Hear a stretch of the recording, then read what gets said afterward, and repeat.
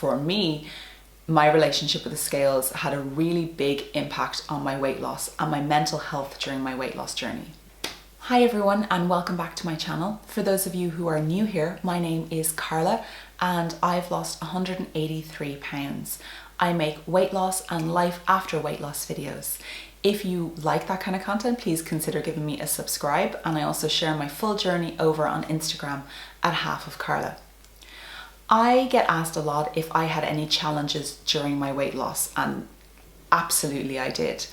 Of course, most of the people who are following me have only discovered me since I was really close to my goal weight, or have been at my goal weight. So they might not have seen all of the stuff that happened prior and to get me to that point, and there was quite a lot of stuff that had to happen.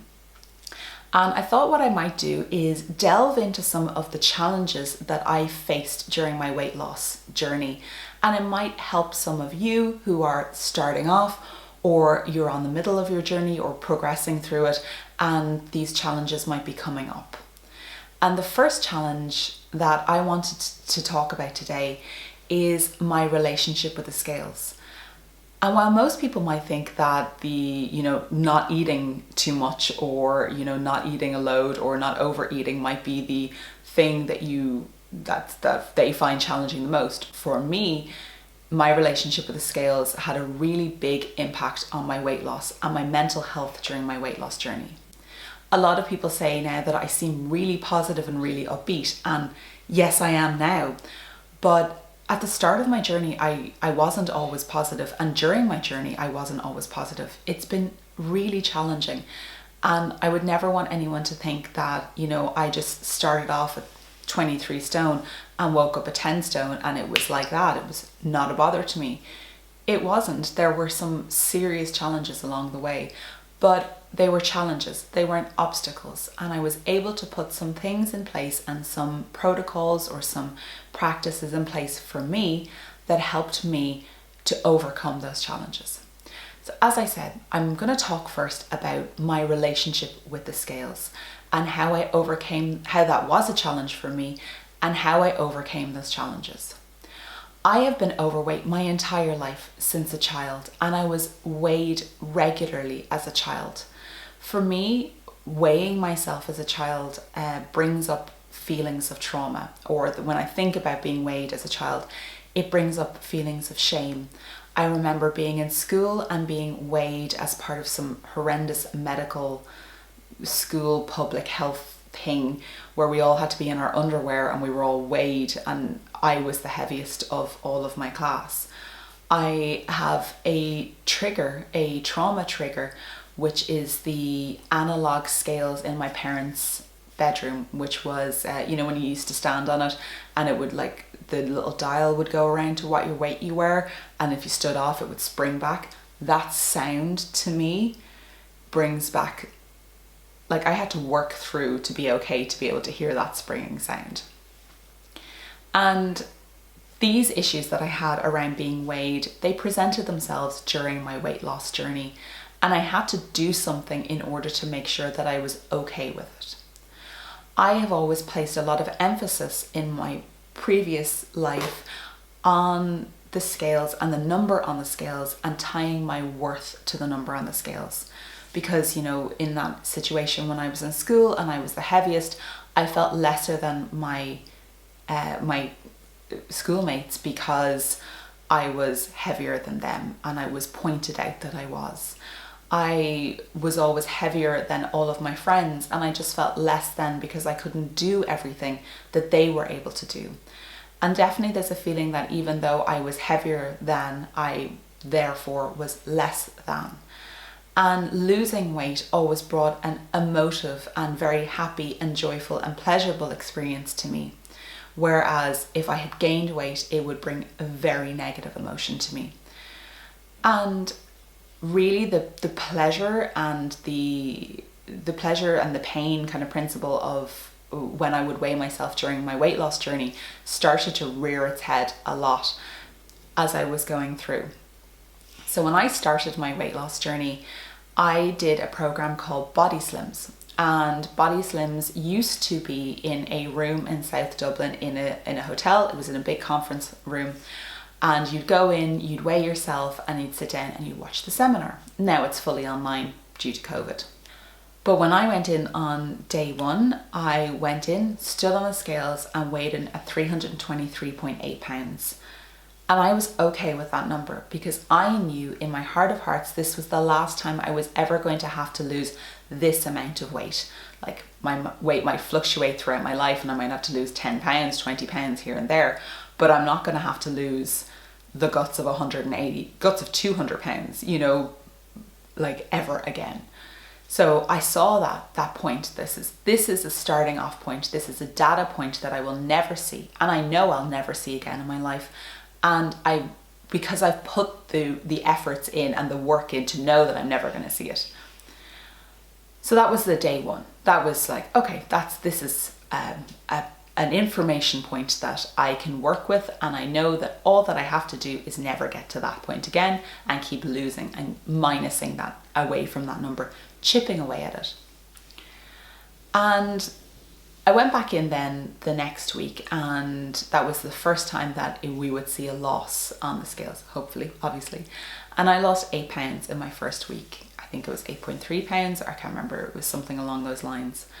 And actually I was devastated because I have done multiple weight loss programs many times in the past, and I have always lost a significant amount of weight in the first week, between 6 and 8 pounds. And I was a bit like, oh, I've only lost 8 pounds. Only lost 8 pounds. How ridiculous. But you know, that this was my kind of warped view of weight loss and how much I should be losing every week. From there anyway, I was going to Body Slims every week with my sister, and I would always arrive earlier than her. So I would go in, weigh myself or get my weigh in, and then I would sit down, and it would probably be about half an hour, 45 minutes before she would arrive. And week 3, I think I lost 3 pounds, and then week 2 I lost 3 pounds, and week 3 I lost 1 pound something. And that's when it started to kick in. That's when the emotive and real negative impact started to come back again. And I would sit there then from the time when I weighed myself until the time my sister arrived, and I would berate myself. I would do a forensic analysis of my entire week and everything that I did wrong or perceived wrong or that I should have done better in order to get me a better number.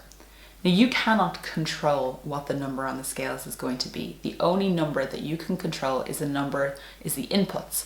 So how many calories you're putting in and the output of how much exercise you're doing or walking or whatever your exercise is.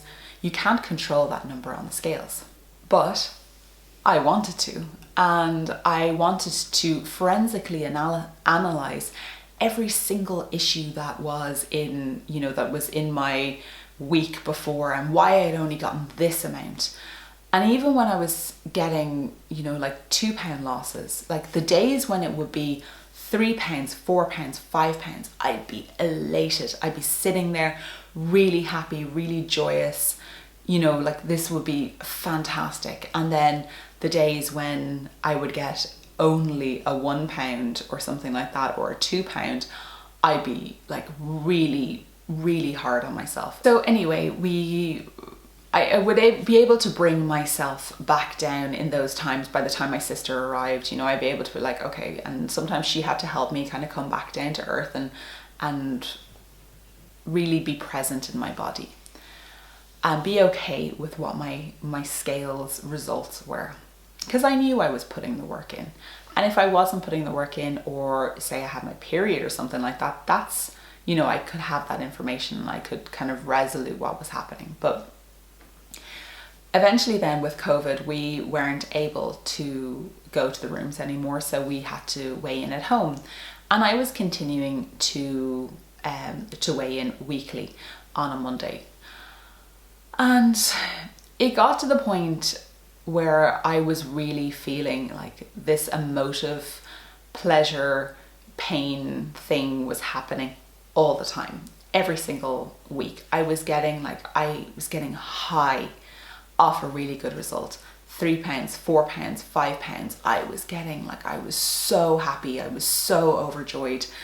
I was like, this is it, I'm doing this. And then like a maintain or a smaller weight loss would bring a thunderstorm of anger and self-flagellation and shame on me. And I was like, okay, something has to change here. This isn't okay. And Body Slim suggested that you only weigh yourself once a week, and that works for some people. But for me, because of my mental health and because of my past trauma with weigh-in, I was really like attaching my happiness and my emotion to the scales and the number on the scales, and I knew I needed to change that. So in the summer, so I started in January, and I think about June, I began increasing the frequency of my weigh-ins. And this was quite a big challenge for me and quite a big step, because I still wanted to get that emotive response to the scales. I still wanted to get that exhalation. So like I increased my frequency to Mondays, Wednesdays and Fridays. And I would start to see, you know, like smaller drops between Monday, Wednesday and Friday, you know, because obviously it's not as much of an amount of time.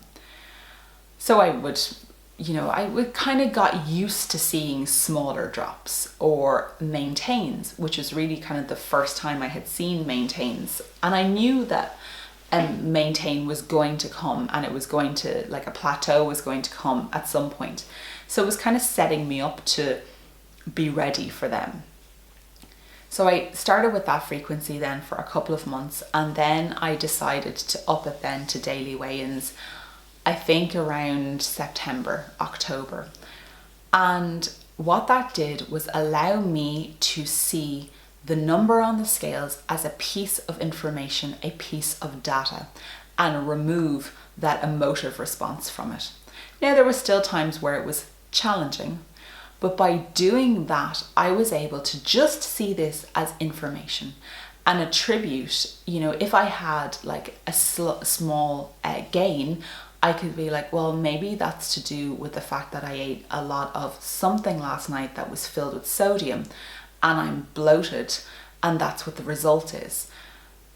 And that actually really, really helped me. And it was because I went slowly with it, increasing the frequency from once a week to 3 times a week, then to 7 times a week, or probably 6. I didn't always weigh myself both days of the weekend, but it really helped me in order to kind of be okay with what numbers I was seeing on the scales.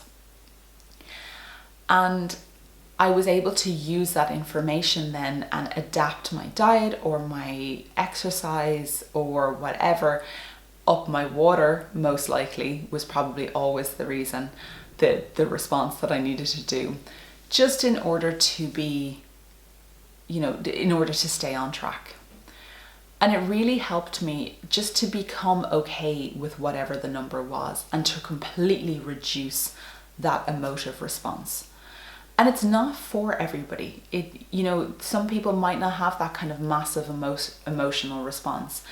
And if you feel that you're going to have that massive emotional response and you're going to increase it to daily weigh-ins, and then you're not going to see those numbers. You're not going to see 5 pounds between Monday and Tuesday. You know, you might then have to think like, is this for me? But just this is what I did, and this really helped me.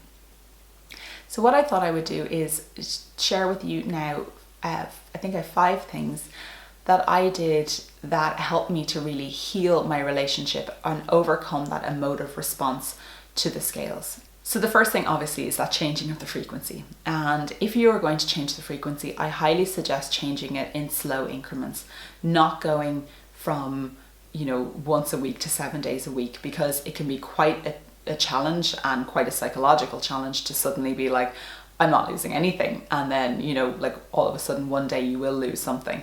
So I really suggest adding in, a couple, like an interim weigh-in before you up your frequency to 7 days a week, if that's what you want to do. But that's, for me, this really helped me. And of course, I can only speak from my own experience. The second thing that I started to do was to create a practice around my weigh-ins. And because I had my self-worth so tied in to the number on the scales, and I was trying to reduce that connection and see the scales number as pure data, what I did was create a practice. I always weighed myself in the morning after I had gone to the bathroom. I'd have my towel around me and I'd come downstairs to our living room. It's the only place in our house with flat floors. That's why our weighing scales is in the living room. And before I would stand on the scales, take my towel off, and I would make sure that I can feel my feet. Now that might sound really weird, but what it's doing is making sure that you're present in your body and that you're not out here, like out in, cloud cuckoo land, thinking, oh my God, what's the number going to be? Is this going to mean that I'm that? And blah, blah, blah, blah. Like you're not going to have this constant chatter. By being present in your body, you're going to be more able to handle whatever the number is and kind of let the adult you take over and be like, okay, that's what this is. So one of the ways that I'm able to make sure that I'm present in my body, something my therapist taught me, is to make sure that I can feel my feet.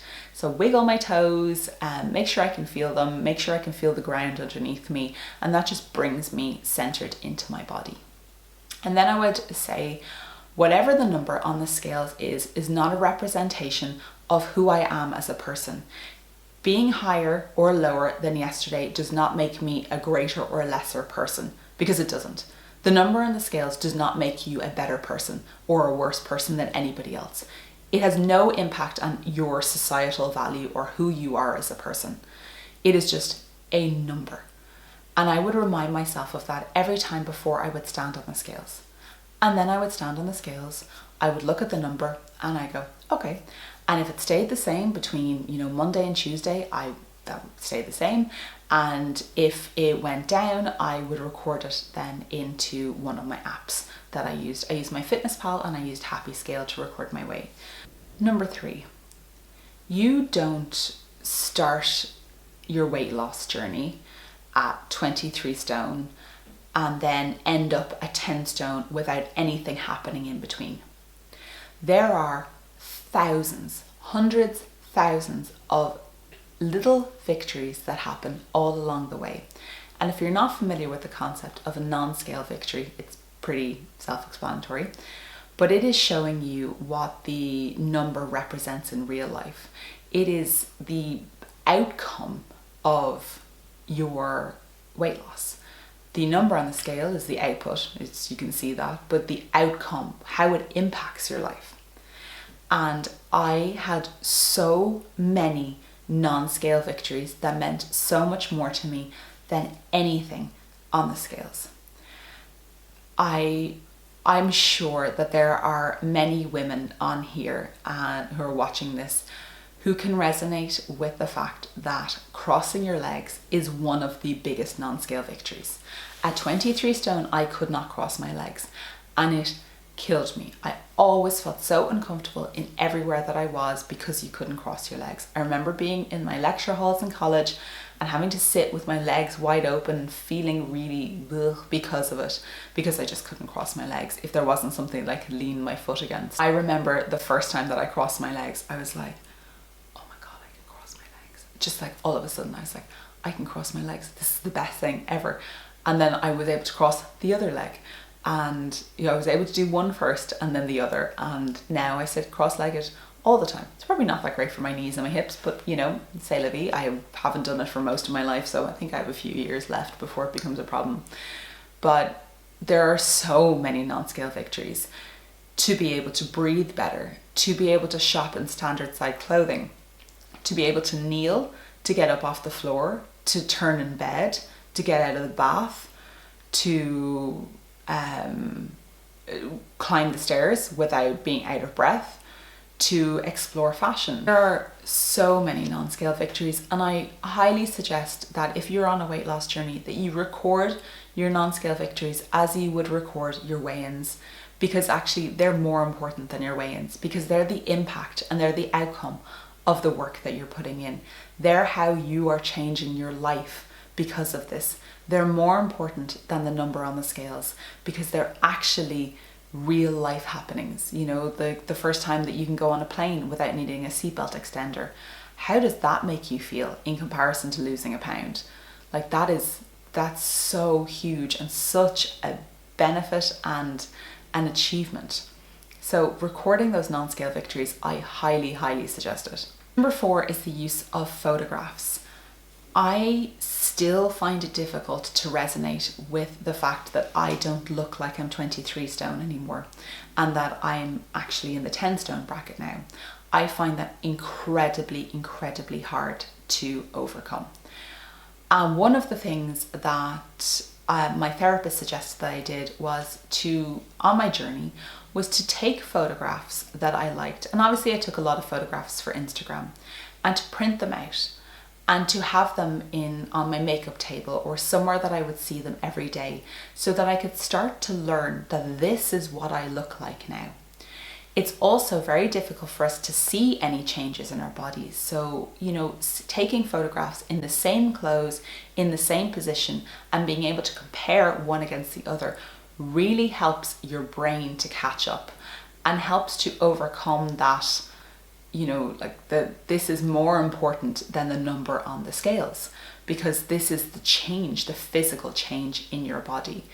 And when you know, like the scales wasn't playing ball or something like that, if I took a photo and compared it to where I was, you can see how far you've come, you know. And like it's really impactful to see like your full journey. And it's not just about like the day-to-day weigh-in or the weekly weigh-in. It's about where you've come from and accumulating that all together. And photographs, comparing your day 1 to your day 100, like that is huge, and seeing that difference. So like I highly suggest taking photographs and printing them and seeing them and starting to learn that this is who you are now as a person, and that you're not still at your day 1 weight, you know. And even if the scales might not be moving for a while, there can be changes to your physical look, and you know, photographs are really helpful to see that. And then my last thing, it's kind of on the same vein as photographs, but it's measurements. And measurements can be so impactful, especially when the scales isn't playing ball and you feel really negative or emotive because of that. I took measurements from day 1, and I measured myself nearly every month on a month-by-month basis, on the same date and in the same clothes and at the same points. And it was really impactful for me to see, especially on the days when I wasn't losing anything, or, you know, like it wasn't going anywhere, I thought. And if you actually measured yourself, you'd say, well, I've lost 2 inches off my waist or something like that, you know, like that's amazing. Again, that's the outcome of your weight loss, not an output. It's the, like, this is what this number represents. You know, your overall weight loss is shown in you losing this amount, and you can't lie with measurements either, you know, like that's what it is. So I remember one of the biggest ones for me was around my shoulders, like measuring around here. That really helped, because that's where I lost. It's a place that I didn't think about that much, but I really managed to lose a lot from that, and that really helped me. The one I didn't do was my neck, and I regret not doing my neck, but I did my shoulders, I did my bust, I did under my bust, my waist, my hips, thigh, calf, and my bicep, or my arm. There are all the points that I did, and I measured them and kept a record of them, and it was one of the best things I ever did. So guys, that's the end of the video. And that is about one of the biggest challenges that I faced on my weight loss journey, which is my relationship with the scales. and I hope that any of the tips or anything that I've said in this video have resonated with you and helped you. Please let me know if it has in the comments down below, and consider giving me a thumbs up, and again subscribing, or come visit me over on my Half of Carla Instagram, because I upload every single day and I'm pretty active on stories over there. But thank you so much, and I will see you next week.